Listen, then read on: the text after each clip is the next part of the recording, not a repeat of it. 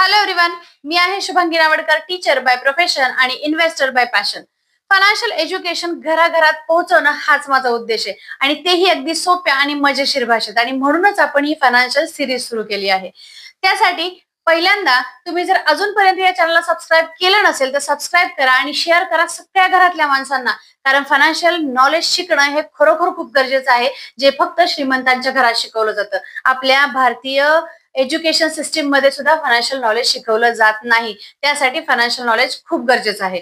आणि पुढचं पहिल्यांदा मी तुम्हाला धन्यवाद देऊ इच्छिते की तुम्ही खरोखर कालचा व्हिडिओ तुम्हाला खरंच खूप आवडला आणि तुम्ही पर्सनल बऱ्याच जणांनी मला कमेंट करून सांगितलं की खूप छान झाला आहे व्हिडिओ. त्याबरोबर तुम्ही व्हिडिओ खाली सुद्धा कमेंट केल्या. खूप खूप धन्यवाद तुमचे.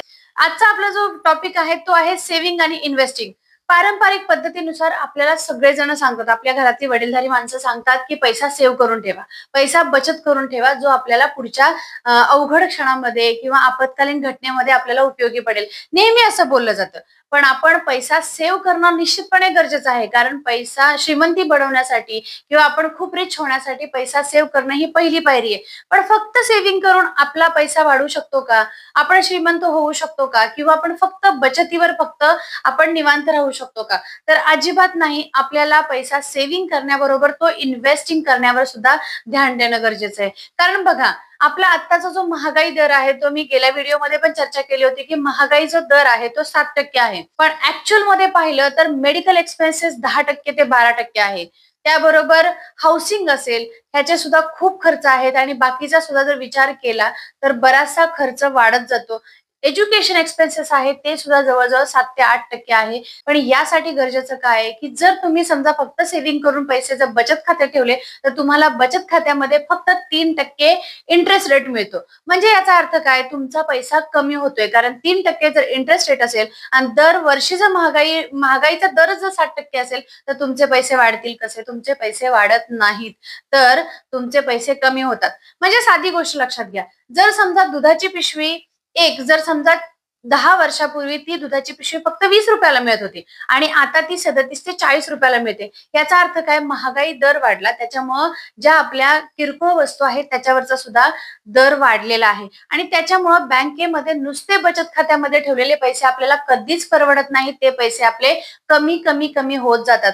आजच्या 1,00,000चं व्हॅल्युएशन ते 10 वर्षानंतर 1,00,000चं व्हॅल्युएशन यांच्यामध्ये खूप फरक आहे. त्यामुळे पैसा निश्चितपणे फक्त बचत करून चालणार नाही. बरं ठीक आहे, मग आता तुम्ही बचत नाही तर मग ठीक आहे, मी ठरवलं की इन्व्हेस्टमेंट करणार. मग आपण काय करतो? एफडी किंवा आरडी मध्ये इन्व्हेस्टमेंट करायला जातो. एफडी मध्ये इन्व्हेस्टमेंट केलं तर तिथेही आपल्याला 7 ते 8% दर मिळतो. म्हणजे महागाई दराच्या फक्त 1% ते 1.5% जास्त. याचा अर्थ आपला पैसा ग्रो होतोय का? तर अजिबात नाही. जर तुम्ही एफडी मध्ये आणि आरडी मध्ये फक्त गुंतवणूक करत असाल तर तिथे आपला पैसा ग्रो होत नाही. मान्य आहे मला की जर तुम्हाला इमर्जन्सी फंड आहे त्यासाठी तुम्हाला सांगितलेलं आहे की तुम्ही एवढा पैसा एफडी मध्ये ठेवा.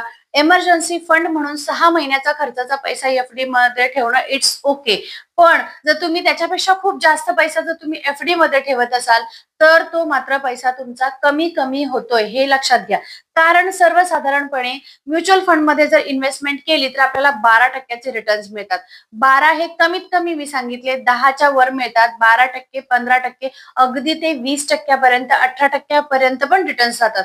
मग याचा फायदा काय होतो? जर तुम्ही त्यातून जर रेट कट केले, तुम्ही जर असं ठरवलं की 60% जो तुमचा महागाई दर आहे तो जर वजा केला तरीही तुम्हाला तो जाऊन दर तुम्हाला वरती 7 ते 8% तुम्हाला प्रॉफिट होतं. म्हणजे बघा की तुमचा पैसा तिथं ग्रो होतोय, इन्व्हेस्ट होतोय. शिवाय पॉवर ऑफ कंपाऊंडिंग तिथे काम करते. कारण कंपाऊंड इंटरेस्टने तुमचा पैसा वाढत आहे. आणि अगदीच जर तुम्हाला असं वाटलं की नाही, मला तरीही असं वाटतं की अजून पैसा वाढायला हवा, मला या महागाई दराला बीट करायचं, अशा वेळी तुम्ही काय करायचं? स्टेप अप एसआयपी करायची आहे. म्हणजे दर महिन्याची एसआयपी किंवा दर वर्षानंतर जी तुम्ही एसआयपी बदलणार आहात ती दरवर्षी तुम्ही 10% स्टेप अप एसआयपी करायची. याच्यामुळे फायदा हा होतो की इन्व्हेस्टिंगमुळे तुमचा पैसा ग्रो होत जातो आणि पैशाने पैसा तुम्ही कमवायला शिकता. यासाठी मित्र, पहिल्यांदा सेव्हिंग आणि इन्व्हेस्टिंग मध्ये फरक पण समजून घ्या आणि इन्व्हेस्टिंग करणं किती गरजेचं आहे, फायनान्शियल एज्युकेशन किती गरजेचं आहे हेही शिकणं खूप गरजेचं आहे. त्यासाठी मी सांगते की पहिल्यांदा चॅनलला सबस्क्राईब करा, शेअर करा तुमच्या सर्व नातेवाईकांना, मित्रांना. कारण फायनान्शियल एज्युकेशन घराघरात पोहोचवलं पाहिजे. आता मी एक उदाहरण तुम्हाला देऊ इच्छिते की राजू नावाचा मुलगा आहे, त्यानं काय केले? दर महिन्याला 5,000 असे गुंतवणूक करून ठेवली. 12 पंचे 60,000 त्याचे एका वर्षाची गुंतवणूक झाली. 10 वर्षानंतर ती रक्कम झाली 6 लाख रुपये. आणि 6 लाखावर तुमचं एफडीचं व्याज मिळालं साधारणतः एक मिनिमम 7 ते 8 लाख रुपये त्याचे जमा झाले असतील. पण तेच काय केलं संजूनं मात्र काय केले ते 6,000 रुपये म्युच्युअल फंड मध्ये टाकले आणि म्युच्युअल फंड मध्ये टाकल्यानंतर त्याला ऍव्हरेज रिटर्न 12% मिळाले. ऍव्हरेज रिटर्न हेही मी कन्सेप्ट सांगते तुम्हाला. ऍव्हरेज रिटर्न जेव्हा 12% मिळाले तेव्हा त्याचे तेच 6 लाख रुपये 12 लाख रुपये झाले 10 वर्षानंतर.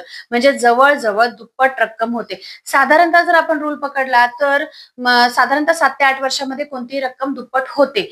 पण ऍव्हरेज रिटर्न का म्हटलं कारण कधी कधी शेअर मार्केट आहे ते चांगलं जास्त परफॉर्मन्स करतं. त्यावेळी काय होतं 29% 30% एवढे सुद्धा रिटर्न्स जातात.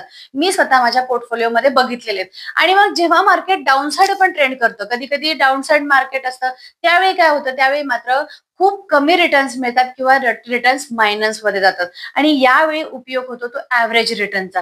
त्याच्यामुळे आपला पोर्टफोलिओ हात लागत नाही. जरी आपला पोर्टफोलिओ रेड मध्ये दिसत असेल तरीही आपल्या पोर्टफोलिओ हात लागत नाही आणि ऍव्हरेज रिटर्न साधारणतः 12 ते 15% मिळतातच.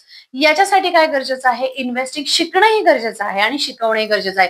तुम्ही फक्त एकटे अर्थसाक्षर होऊ नका तर तुमच्या कुटुंबियांना सुद्धा अर्थसाक्षर करा. जर तुम्हाला हा व्हिडिओ आवडला असेल तर निश्चितपणे कमेंट करा. तुम्हाला कोणत्या टॉपिकवर व्हिडिओ हवा आहे तेही मला कमेंट करून सांगा. थँक्यू.